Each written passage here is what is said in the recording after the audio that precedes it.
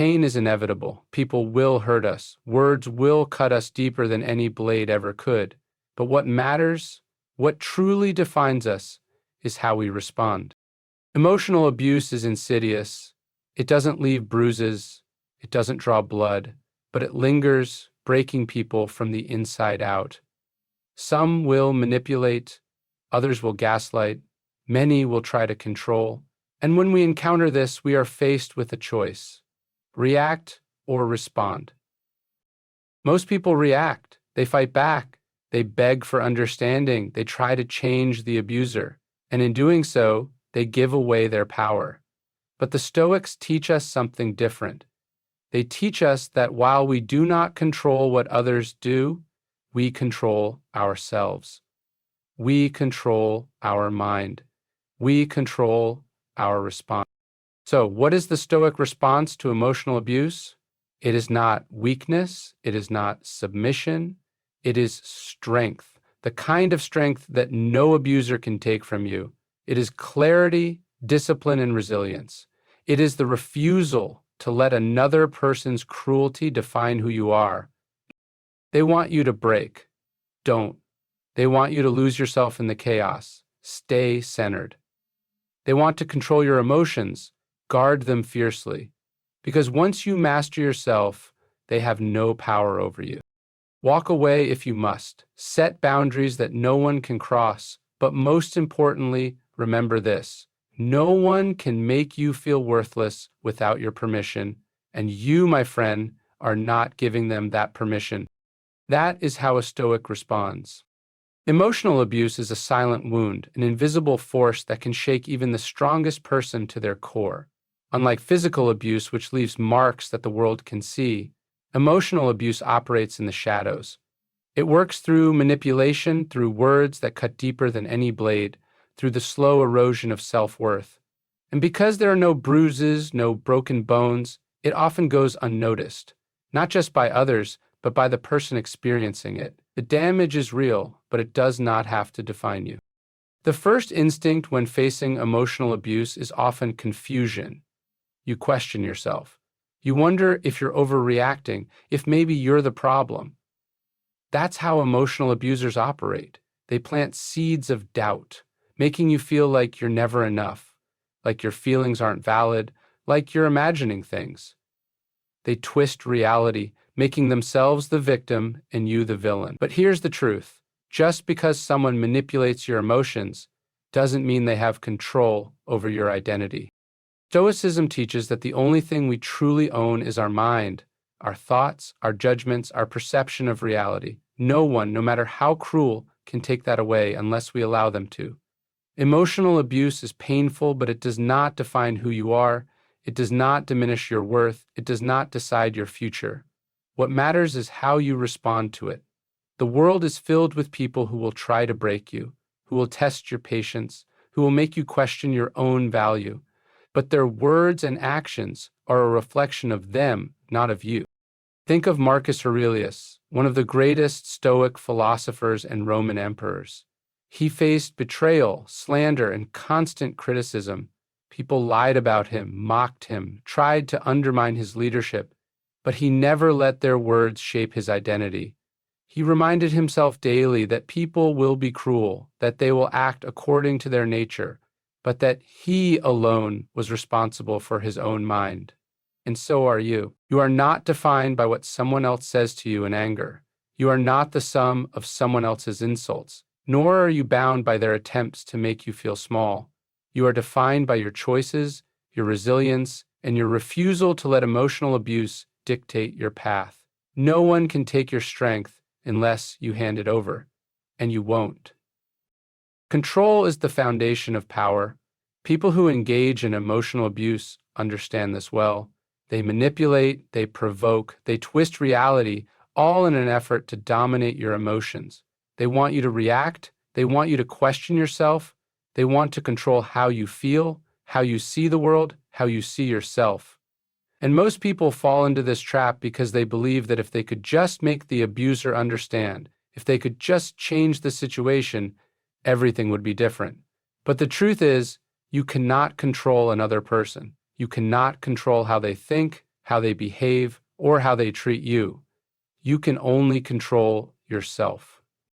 This is one of the hardest lessons to accept. We want fairness, we want justice, we want people to treat us with the same respect and kindness that we give them. And when that doesn't happen, we feel anger, frustration, and hurt. It feels personal. It feels like an attack on who we are. But the Stoics remind us that other people's actions are not within our power. The only thing we can govern is our own mind, our own response. And that is where true strength lies. If someone insults you, you do not have to take the insult. If someone tries to manipulate you, you do not have to participate in their game.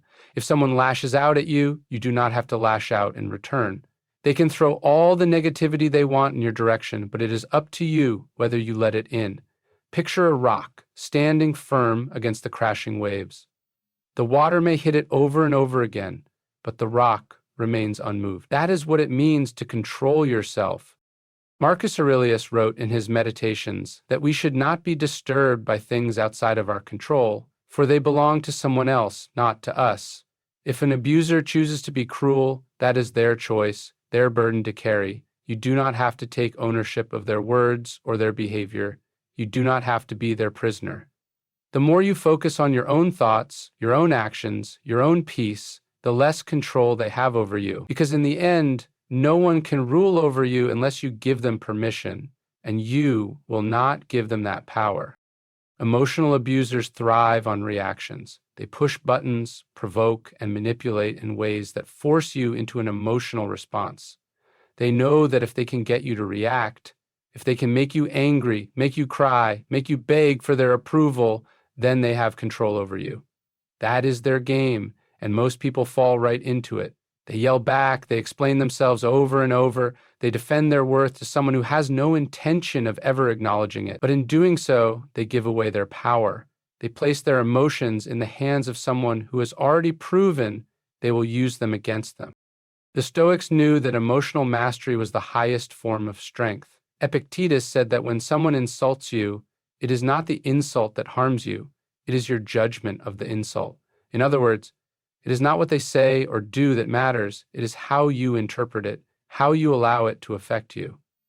If an emotional abuser calls you worthless, does that make it true?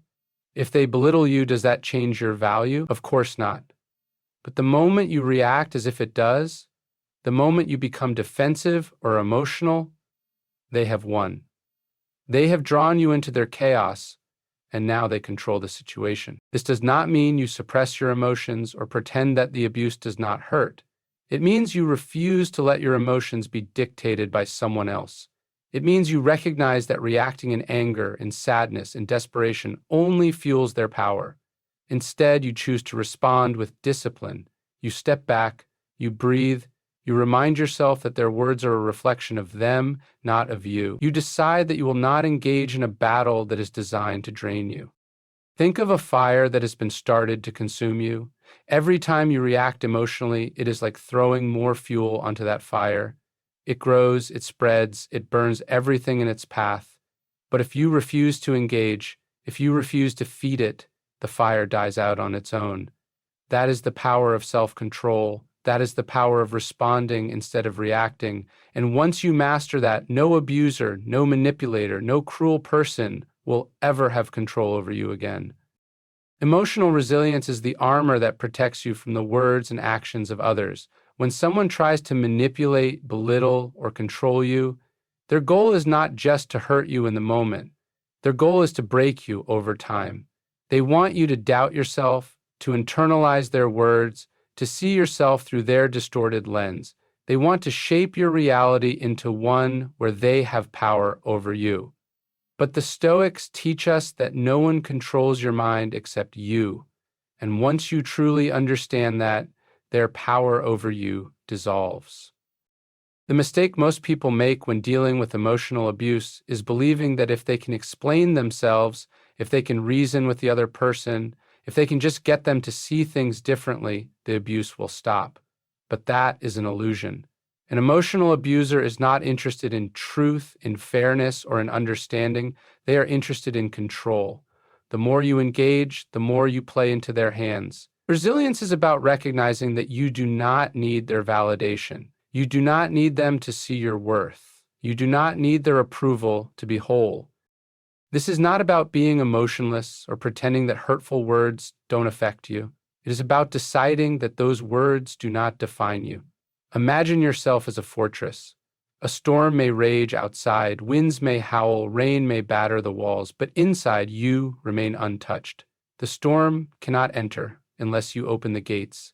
Emotional resilience means keeping those gates closed. It means knowing that another person's cruelty is a reflection of them, not of you. Marcus Aurelius wrote that we should stand like a rock, unmoved by the waves that crash against us. The world will always have cruel people. There will always be those who seek to tear others down, who manipulate, who try to make you feel small. But their words only have meaning if you give them meaning. Their actions only have power if you give them power. True strength is not found in fighting every insult or every attempt to hurt you. True strength is found in refusing to be moved by them. Once you develop that inner resilience, once you take ownership of your own mind, you become untouchable. No one can shake you unless you allow them to, and you will not allow them to. Boundaries are not just a form of self-protection, they are a declaration of self-respect.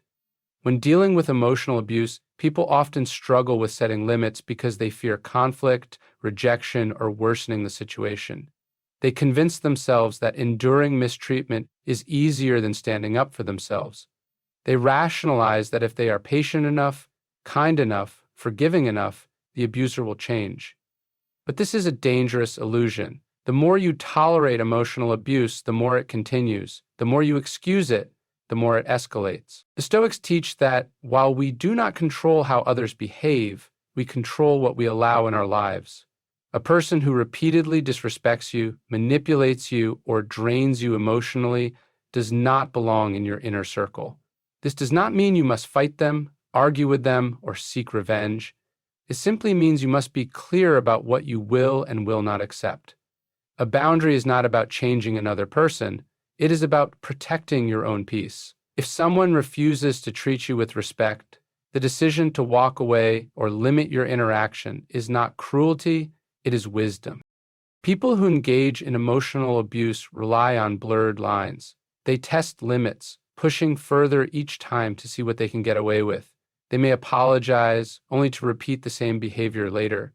They may guilt trip you for setting boundaries, making you feel selfish for protecting yourself. But their discomfort is not your problem.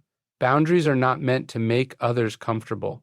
They are meant to preserve your well-being.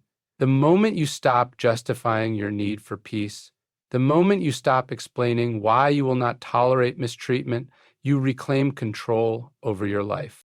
Marcus Aurelius wrote that we should concern ourselves only with what is within our power. You cannot force someone to be kind. You cannot demand that they treat you with respect. But you can decide that if they refuse, they will not have access to you. Setting boundaries is not an act of hostility. It is an act of strength. You are not responsible for fixing those who harm you. You are not obligated to endure emotional pain for the sake of keeping the peace. Your duty is to yourself, to your mental clarity, to your inner peace. The moment you choose to enforce your boundaries without guilt or hesitation, you send a clear message. You will not be controlled. You will not be manipulated. You will not be broken. Walking away is often seen as weakness. People stay in toxic situations because they believe endurance is a virtue, that suffering in silence makes them strong, that holding on is proof of love, loyalty, or resilience. But endurance without purpose is not strength, it is self-destruction. There is no nobility in allowing yourself to be mistreated. There is no wisdom in staying where you are constantly diminished. Walking away from emotional abuse is not running from a battle. It is refusing to participate in one that was designed to break you. Emotional abusers manipulate through control. They create an environment where leaving feels impossible. They make you doubt yourself. They make you feel guilty for wanting peace. They convince you that if you walk away, you are abandoning them, failing them, or proving them right. But this is the lie that keeps people trapped. The truth is that staying in a toxic situation does not mean you are strong. It means you are being drained. Strength is found in knowing when enough is enough, in recognizing that your energy, your time, and your peace are too valuable to waste on someone who refuses to treat you with respect. The Stoics understood that not every battle is worth fighting. Marcus Aurelius reminded himself daily that there would be cruel, dishonest, and manipulative people in the world. But he did not spend his energy trying to fix them. He did not chase after those who refused to change. He focused only on what he could control: his own actions, his own choices, his own well-being. This is the lesson. You cannot change an abuser. You cannot make them see your worth. You cannot argue someone into treating you better. The only thing you can do is decide whether you will continue to endure their behavior or remove yourself from it. Walking away is not a failure. It is a declaration of self-respect. It is saying, I choose peace over chaos. I choose myself over toxicity. I choose to no longer participate in something that harms me. The moment you stop justifying why you deserve better, the moment you stop explaining your reasons for leaving to those who refuse to change, you reclaim your power. Emotional abusers want you to feel trapped. They want you to feel like you have no options, but you do. The door is open and the choice is yours. True strength is not in staying, it is in knowing when to walk away.